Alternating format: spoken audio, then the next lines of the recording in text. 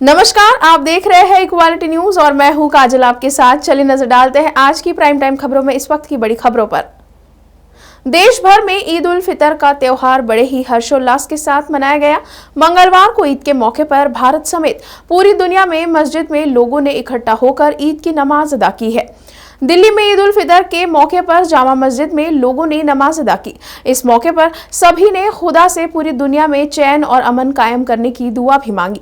ईद का त्योहार आपसी भाईचारे और सद्भावना को बढ़ावा देता है। धार्मिक स्थलों पर लाउडस्पीकरों का मामला अब राजधानी दिल्ली में भी सुनाई देने लगा है। बीजेपी नेताओं ने मांग की है कि धार्मिक स्थलों पर लगाए गए लाउडस्पीकरों की आवाज को बंद करने की अपील की है। मुख्यमंत्री भगवंत मान ने मंगलवार को कहा कि पंजाब में नफरत फैलाने वालों के लिए कोई जगह नहीं है और इस जमीन पर नफरत के बीज नहीं खिलते। सीएम मान की ये टिप्पणी पटियाला में दो समूहों के बीच झड़प के कुछ दिन बाद आई है। मुख्यमंत्री भगवंत मान ने कहा कि पंजाब की उपजाऊ भूमि में कुछ भी लगाया जा सकता है, लेकिन नफरत के बीज नहीं। वे ईद उल फितर के मौके पर स्थानीय ईदगाह में नमाज अदा करने के बाद मलेरकोटला में एक सभा को संबोधित कर रहे थे। मान ने कहा कि पंजाब की सामाजिक बॉन्डिंग बहुत मजबूत है। हम भाईचारे में रहते हैं और नफरत फैलाने वालों को यहाँ कोई जगह नहीं मिलती। पंजाब गुरुओं, पीर, फकीरों, कवियों और शहीदों की भूमि है। यहाँ नफरत के बीज नहीं खिलते। मान ने आगे कहा कि ईद के मौके पर मलेरकोटला आकर उन्हें खुशी हुई। उन्होंने रमजान के मुस्लिम पवित्र महीने के पीछे के महत्व के बारे में भी बात की। उन्होंने कहा कि ईद का त्योहार सार्वभौमिक भाईचारे, शांति और एकता का प्रतीक है। अपने संबोधन में मान ने कहा कि उनकी सरकार ने भ्रष्टाचारियों और जमीन पर कब्जा करने वालों के खिलाफ कार्रवाई शुरू कर दी है। महाराष्ट्र नवनिर्माण सेना एमएनएस के प्रमुख राज ठाकरे के खिलाफ औरंगाबाद में 1 मई को हुई राज ठाकरे की सभा का वीडियो देखने के बाद एमएनएस प्रमुख और आयोजकों के खिलाफ मामला दर्ज किया गया है। महाराष्ट्र नवनिर्माण सेना के प्रमुख राज ठाकरे की मुश्किलें बढ़ सकती है। उनके खिलाफ औरंगाबाद में मामला दर्ज किया गया है। सिटी चौक पुलिस थाने में राज ठाकरे की सभा के आयोजकों को और राज ठाकरे के खिलाफ मामला दर्ज हुआ है। पुलिस ने औरंगाबाद की सभा के वीडियो देखने के बाद ये मामला दर्ज किया है।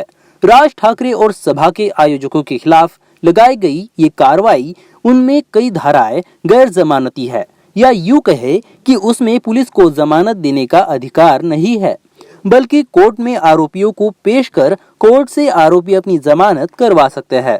गौरतलब है कि राज ठाकरे ने 2 दिन पहले राज्य के मराठवाड़ा क्षेत्र के औरंगाबाद में एक रैली में कहा था कि वह मस्जिदों से लाउडस्पीकर हटाने के लिए 3 मई की समय सीमा पर अड़िग है और अगर ऐसा नहीं किया गया तो सभी हिंदुओं को 4 मई से इन धार्मिक स्थलों के बाहर हनुमान चालीसा करनी चाहिए।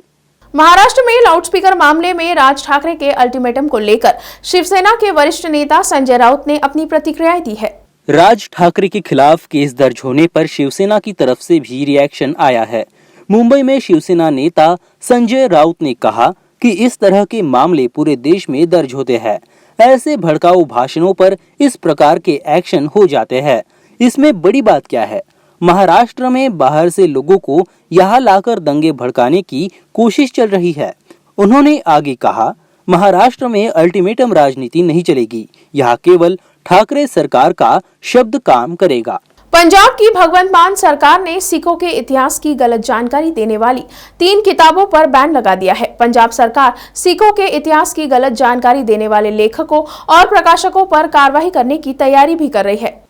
पंजाब के शिक्षा मंत्री गुरमीत सिंह मीत हेयर ने कहा है कि कुछ किताबों में सिखों के इतिहास से जुड़े तथ्यों को कथित रूप से तोड़ मरोड़ कर पेश करने वाले लेखकों और प्रकाशकों के खिलाफ कार्रवाई की जाएगी।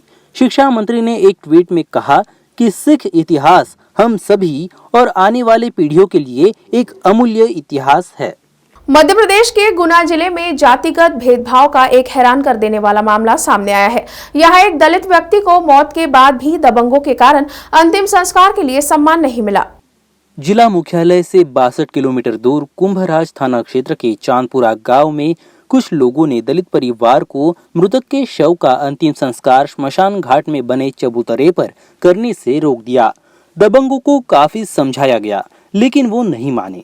जिसके बाद परिजनों ने मृतक का अंतिम संस्कार श्मशान में बने टीन शेड की जगह खुले मैदान में किया।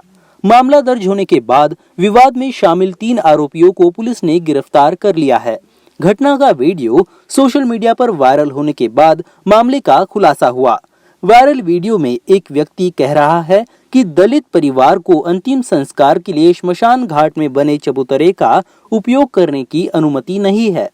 पुलिस ने बताया कि चांदपुरा गांव में रहने वाले कन्हैया अहिरवार उम्र 70 साल की शुक्रवार को मौत हो गई थी, जिसकी शव यात्रा लेकर अंतिम संस्कार करने परिजन श्मशान घाट पहुंचे थे।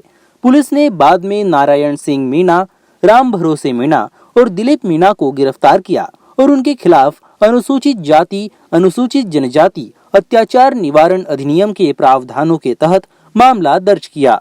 आरोपियों को अदालत में पेश किया गया, जहां से उन्हें जेल भेज दिया गया है। प्राइम टाइम खबरों में आज के लिए इतना ही। फिर होगी आपसे मुलाकात, तब तक के लिए आप देखते रहिए इक्वालिटी न्यूज। खबरों की और भी जानकारी के लिए आज ही हमारे फेसबुक पेज को लाइक और फॉलो करना ना भूलें। साथ ही हमारे यूट्यूब चैनल को सब्सक्राइब करें।